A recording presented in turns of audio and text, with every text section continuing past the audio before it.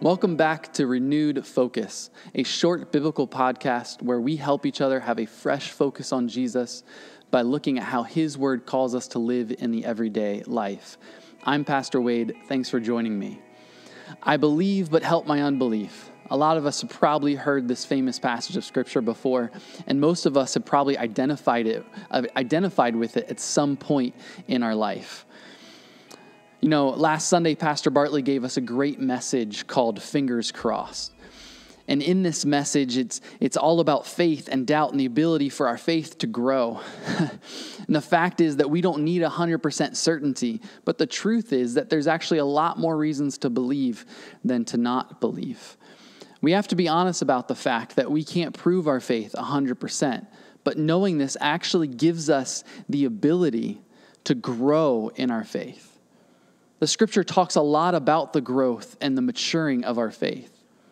We also know that faith is a work of the Spirit. It's a work of the Spirit in our life, and we have to rely on God's power for this maturing of our faith. And as I was listening to that message and as I wrestled with what to talk about this past week, I really started to push into that idea of faith and doubt, and this passage in Mark 9 came to my mind. And as I started to think through the concept of where our hearts and minds really need to be at for God to really start to grow and mature our faith. See, there needs to be a posture in our heart for that faith to really start to mature and to move and to grow. And so I want to kind of look at this passage and see what it has how it deals with this topic of faith and doubt. So if you would follow along with me, it's Mark chapter 9, 14 through 29. So it's a little chunk of scripture, so stay with me, but I'll be reading out of the NIV. So Mark 9, chapter 9, verse 14. When they came to the other disciples, they saw a large crowd around them and the teachers of the law arguing with them. And as soon as the people saw Jesus, they were overwhelmed with wonder and ran to greet him.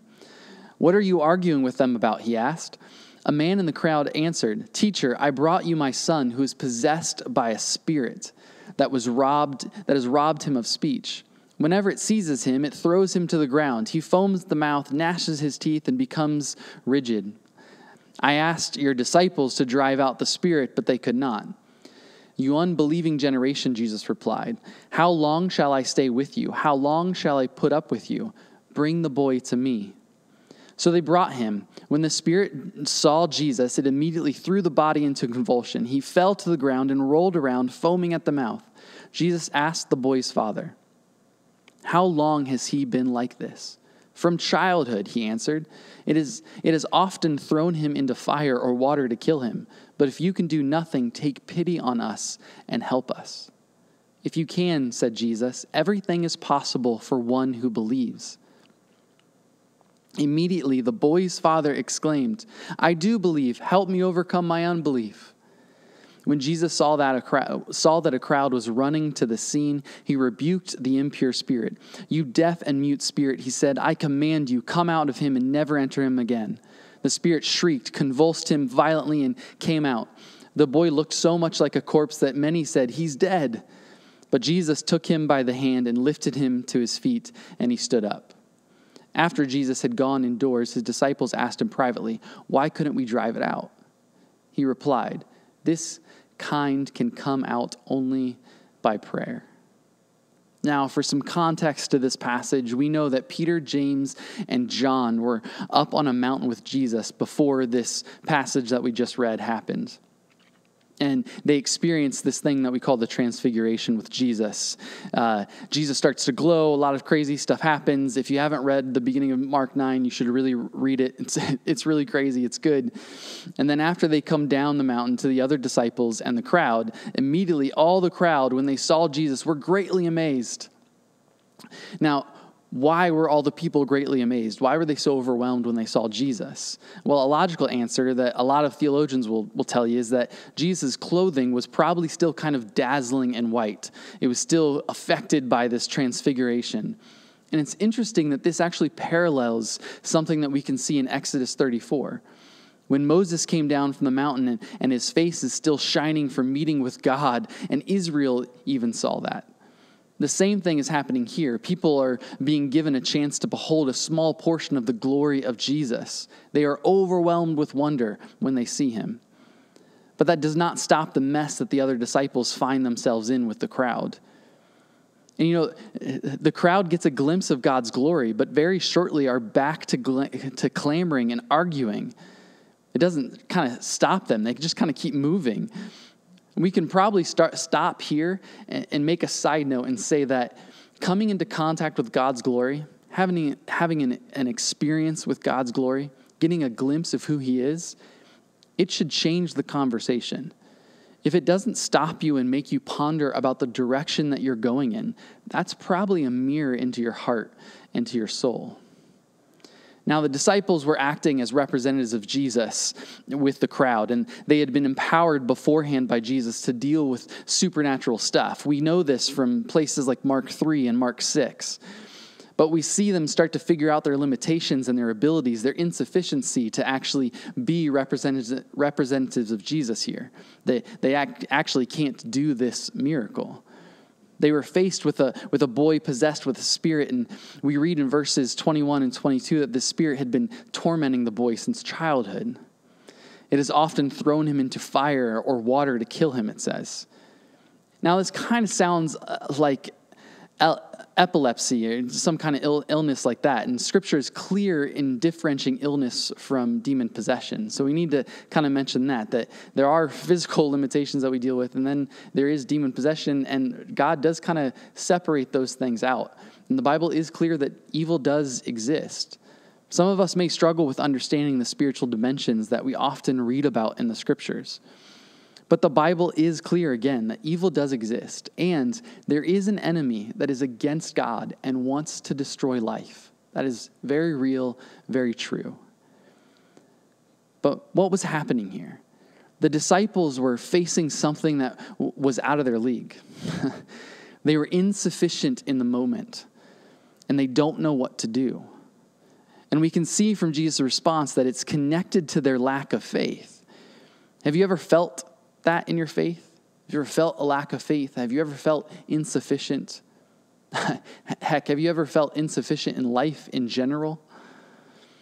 Now, this passage, we see the father of this boy wrestling with the same thing, and we quickly come to a key verse, the key verse that we opened up with today, when the father cries out and he says, "I believe, but help my unbelief."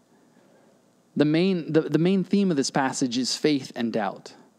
And it first seems like a crazy statement to make, like what the Father says to Jesus. This seems like a crazy statement to say to Jesus in person. Hey, I believe, but help my unbelief.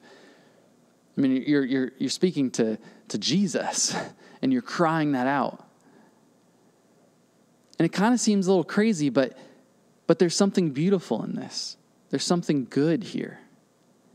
His unbelief is not good, but his honesty is good. His unbelief isn't good, but his honesty is. The fact that he's honest with Jesus, the fact that he's honest with God himself, this is good and right and beautiful. It is the acknowledgement of our deficiency that allows God to work in our lives. See, a lot of us should be able to identify with this man during this season, during certain seasons in our life. During certain time periods in our life, we can probably identify with that cry. But the key that we need to know is that the acknowledgement of our deficiency that allows God to work in our lives. It's the knowing that, coming to that point. It is impossible for righteous people to be saved. We see this in Scripture. We see that it is right at the beginning of our walk with God, our admittance of not being sufficient ourselves, of being deficient, of needing something else, of needing God. Our admittance of our need for Him is part of our transformation at the point of salvation. This is right at the beginning of our walk with Him. You see, as Christians, we know truth and we know we can trust God, but sometimes we go through things where it seems to overpower our faith. We don't seem to have enough faith to follow Him in that moment. So we ask for more faith. And we have to admit that even our faith comes from God. It has to enable us, and it has to enable us to work out our faith. That's why our deficiency is the starting point for faith to grow in our life. Knowing that. When we get to this point, we can ask for what we need. When we doubt, we can ask for more faith. We can ask for more confidence. We can ask for more strength. You know, when we need obedience, we can ask for the ability to obey. And here is something as a believer wrestling with faith and doubt.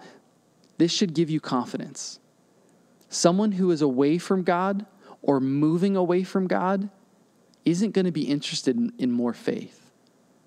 But somebody who's moving towards God, somebody who wants to grow in their faith, somebody who wants to mature in their faith, they're desperately going to want to ask God for it. They're desperately going to want it. And they're going to rest in the fact that they're insufficient to do it on their own. And they're going to plead with God to grow it in them. That's a good place to be in. Knowing that our deficiency knowing that we are deficient is actually freeing. And knowing your faith has room to grow is exciting. And Jesus wraps up this passage by telling us to ask. We see at the end when the disciples say, why couldn't we do this miracle? Jesus says, only some things can be done through prayer. We have to rely on him.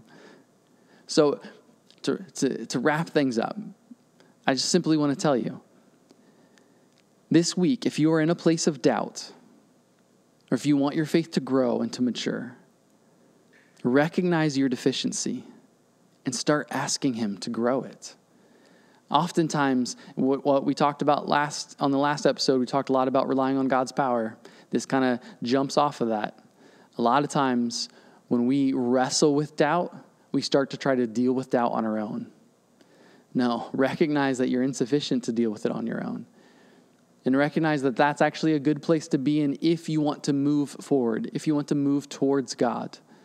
Because you can be in that place and move away, or you can be in that place and move towards. But the person who's genuinely interested in God, and this is what gives us confidence as Christians, people who have placed our life in Jesus, we know that we're all about Jesus, and so we know we want to move closer. Recognize our deficiency and start to ask him to grow it into mature faith in our life. Ask him that every day this week and see what he does. Thanks for being with us.